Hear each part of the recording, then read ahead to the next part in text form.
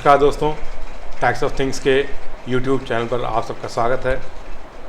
तो आज हम डिस्कस करने वाले हैं बड़ी इम्पोर्टेंट चीज़। वो ये है कि जब हम जीएसटी की प्रैक्टिस करते हैं तो हम किस तरीके से अपनी प्रैक्टिस को लेके चलें, किस तरीके से हम अपने क्लाइंट को लेकर के चलें, उसका काम लेकर के चलें, ताकि हमारी प्रैक्टिस के दौरान जीएसटी की स्क्रूटनी ना आए, जीएसटी के स्पेशल ऑडिट ना आए। ऐसी क्या चीज़ें हैं, आज हम वही डिस्कस करने वाले हैं।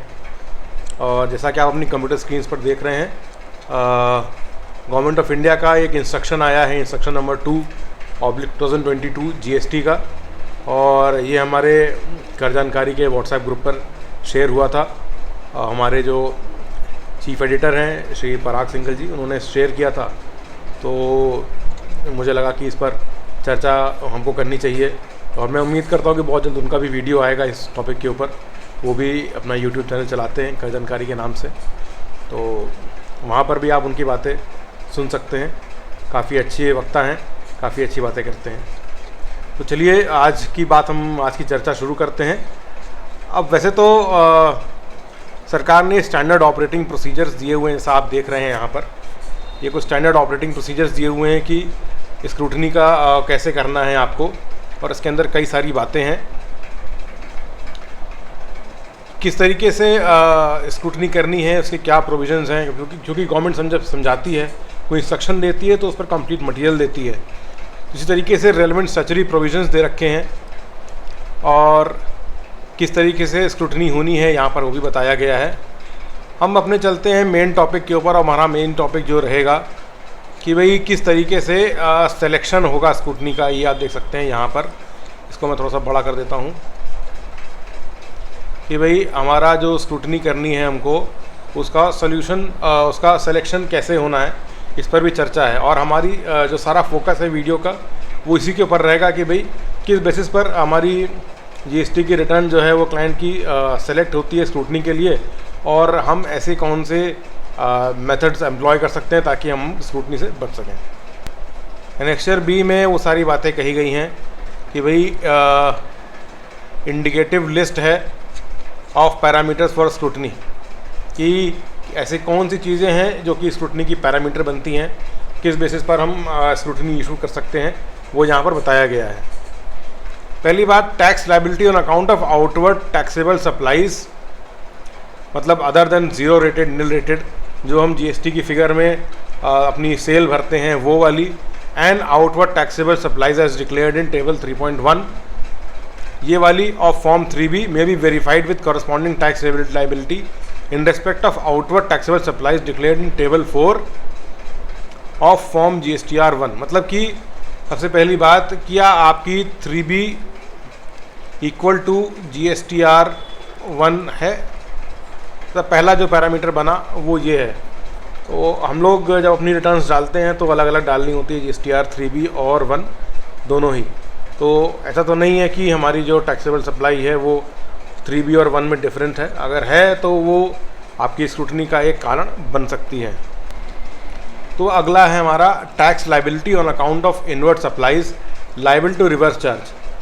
ये वाली जो सप्लाईज़ हैं ये हमारी होती हैं RCM वाली, जिस पर कि हमको टैक्स लायबिलिटी पे करनी होती है, और पेमेंट हम करते हैं GSTR 3B के थ्रू।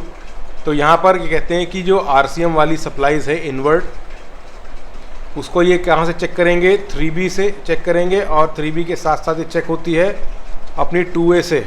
इनफैक्ट अब तो ये 2B से चेक होगी, क्योंकि जो अपनी 2B है वही ITC स्टेटमेंट है अपना सारा, और वहाँ पर लिख कर के आता है कि कौन कौन सी आपकी सप्लाईज़ हैं जो RCM पर आपको मिली हैं और आपको उसको टैक्स देना है। यहाँ पर भी देखिए वही बात कही गई है। यहाँ पर मैं आपको बताऊँ तो RCM के लिए एक बात और कही जा रही है यहाँ पर, कि आपको चेक करना है, मतलब गवर्नमेंट चेक करेगी tax cess paid in cash as per column 8 of table 6.1 of form GSTR 3B। मतलब कि 3B के अंदर टैक्स या जो सेस है वो आप कैश में पेमेंट करेंगे, RCM वाला, क्योंकि RCM का आपको जैसे फर्स्ट परचेज़ पर हम लोग टैक्स पे करते थे, तो उसी तरीके से कैश टैक्स पेमेंट करना होता है। तो आपने RCM पे टैक्स पेमेंट किया है कि नहीं किया है कैश में, वो भी चेक होता है। अगला पॉइंट आता है ITC availed in respect of invert supplies from ISD। Input service distributor के थ्रू अगर आपने कोई ITC अवेल करी है फॉर्म 3B के अंदर तो वो भी उसको वेरीफाई करते हैं। मतलब ये इंपॉर्टेंट पॉइंट है उनके लिए देखने के लिए। अगला होता है ITC availed in respect of all other ITC of form GSTR 3B में B verified with table 3 and table 5 of GSTR 2A। तो कहने का मतलब ये है कि जो हम ITC क्लेम करते हैं अपनी 3B के अंदर, ITC जो 3B में क्लेम हो रही है उसको ये वेरीफाई करते हैं 3B इक्वल टू 2A। अब ये तो हम लोग बहुत जानते हैं, हालांकि अब ये 2A नहीं है 2B है, बट फिर भी। और यहाँ पर इम्पोर्टेंट बात है क्योंकि वहाँ पर अवेलेबल ITC का जो कॉलम है वहाँ पर लिख कर के आता है कि कौन सी ITC आप ले सकते हैं और कौन सी नहीं ले सकते हैं।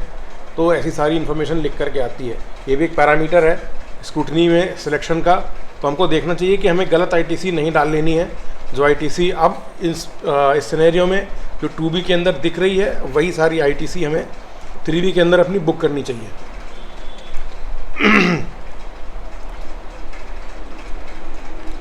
अगला पॉइंट जो यहाँ पर आता है स्क्रूटनी के लिए, कहते हैं it may be verified that the taxable value declared on account of outward taxable supplies other than zero rated, nil rated and exempted in table 3.1A of form GSTR 3B is not less than the net amount liable for TCS and TDS credit as per column 6 of table 9 of form GSTR 2A।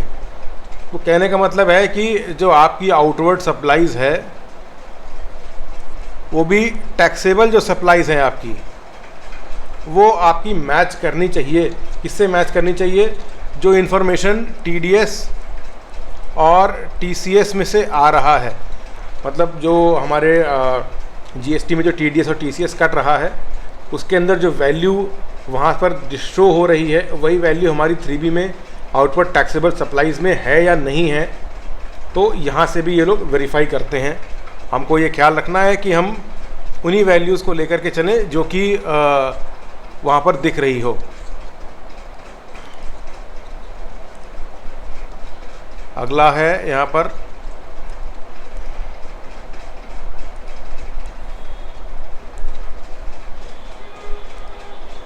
Liability on account of outer supplies in table 3.1A and 3.1B of form GSTR 3B should be verified with the tax liability as declared in e way bills. मतलब बहुत important बात यह है कि जो e-way bill हम लोग काट रहे हैं, जो हम लोग ई-वे बिल इशू करते हैं एज अ रोड परमिट कि भाई हम गुड्स का मूवमेंट कराने जा रहे हैं, तो क्या वो ई-वे बिल की जो वैल्यू है जो ई-वे बिल में हमें डिक्लेयर करी हुई है क्या वो 3B से मैच करती है कि नहीं है। तो इसका मतलब ये है कि जो हम ई-वे बिल काट रहे हैं जिसका वो 3B में उसकी वैल्यू जानी चाहिए। और GST डिपार्टमेंट इस बात पर भी नज़र रखे हुए है कि आपका जो 3B है वो उसकी सारी वैल्यूज़ ई-वे बिल से अगर आपने काटा है कोई ई-वे बिल तो मैच करनी चाहिए। तो अगला पॉइंट आता है claim of ITC in respect of supplies from tax payers whose registrations have been cancelled retrospectively. तो यहाँ पर बात आ रही है कि ऐसी कौन कौन सी सप्लाईज हैं जिनके ऊपर आपने ITC तो ले लिया मगर वो जो सप्लायर है आपका उसने उसका GST नंबर कैंसिल हो गया है, वो भी बैक डेट से रिट्रोस्पेक्टिवली।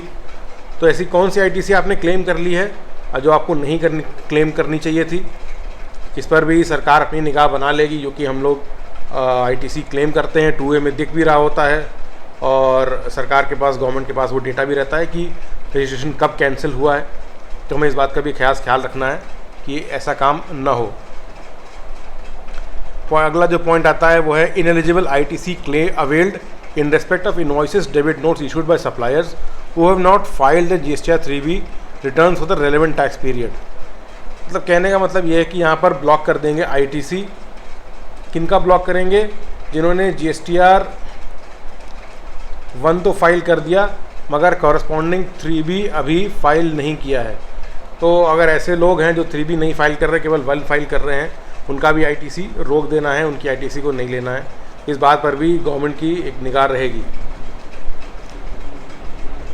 चलिए अगला पॉइंट जो आता है इसमें, whether GSTR 3B of a tax period is filed after the last date of availment of ITC in respect of any invoice, debit notes। जैसा आपको पता है कि अब तक तो जो डेट थी वो 30 सितंबर की थी कि हम उसके बाद लास्ट फाइनेंशियल ईयर की ITC क्लेम नहीं कर सकते, जो कि अब बढ़ा दिया गया है, 30 नवंबर कर दिया गया उसको। तो गवर्नमेंट इस बात को भी देखती है कि आपने ऐसा तो नहीं कि कोई ITC आपने 30 सितंबर के बाद या 30 नवंबर के बाद क्लेम कर ली हो, तो इस पर भी गवर्नमेंट की निगाह रहती है। ये भी एक पॉइंट बनता है स्क्रूटनी पे सिलेक्शन का। अगले पॉइंट पर हम आते हैं, पॉइंट नंबर 10 है ITC availed in respect of import of goods from GSTR 3B मेरी verified with corresponding details in table 10-11 of form GSTR 2A। मतलब कि जो हम माल इंपोर्ट कर रहे हैं वो आइस गेट के पोर्टल से वेरीफाई होगा, और अगर हमने ऐसी कोई ITC क्लेम कर रखी है तो उस पर भी हमें सतर्क हो जाना चाहिए, क्योंकि गवर्नमेंट को पता है। अगला पॉइंट बनता है whether the registered person has made reversals of ITC in accordance with provisions of rule 42 and rule 43 of CGST rules. मतलब कि रूल 42 और 43 के अकॉर्डिंग ITC जो हमको रिवर्स कर देनी चाहिए थी, क्या हमने ऐसा कर दिया है, क्या हमारे टैक्स पेयर ने कर दिया है। तो यहाँ पर भी बात आएगी 3B के अंदर ITC का रिवर्सल होता है। यहाँ पर भी बात कही गई है, rule 42 of CGST rules provide for the manner of determination of input tax credit in respect of input और input services and reversal thereof. वही वाली बात है कि अगर आपने ITC रिवर्स करी नहीं है तो वो भी सरकार को पता है और आपसे ज़रूर पूछ लिया जाएगा, स्क्रूटनी आप ही कर सकते हैं। इंटरेस्ट लाइबिलिटी, अगर आपने पेमेंट नहीं किया है सेक्शन 50 के थ्रू, तो वो भी एक इम्पॉर्टेंट पॉइंट है, और वहाँ पर भी आपकी स्क्रूटनी लग सकती है अगर आप सेक्शन 50 का इंटरेस्ट पेमेंट नहीं करते हैं। जो आखिरी पॉइंट यहाँ पर बताया गया है, whether the registered person has paid late fee in terms of section 47 in respect of return statement. तो ये तो बहुत ही वेग है, क्योंकि उसके बगैर तो रिटर्न जाती नहीं है, बगैर सरकार को दक्षिणा दिए वो तो रिटर्न एक्सेप्ट करता ही नहीं है। तो स्क्रूटनी का ये पॉइंट बहुत वैलिड नहीं लगता मुझको। तो ये कुछ पॉइंट्स हैं जो हमने आपके साथ डिस्कस किए सिलेक्शन ऑफ स्क्रूटनी को लेकर के। तो आप बताइएगा कि आपको ये पॉइंट्स कैसे लगे, और आज का हमारा वीडियो कैसा लगा, कैसा रहा हमारा डिस्कशन। तो आपको इस वीडियो को लाइक करना है, शेयर करना है और सब्सक्राइब भी कर लेना है। मिलते हैं अपने अगले वीडियो में, तब तक के लिए नमस्कार।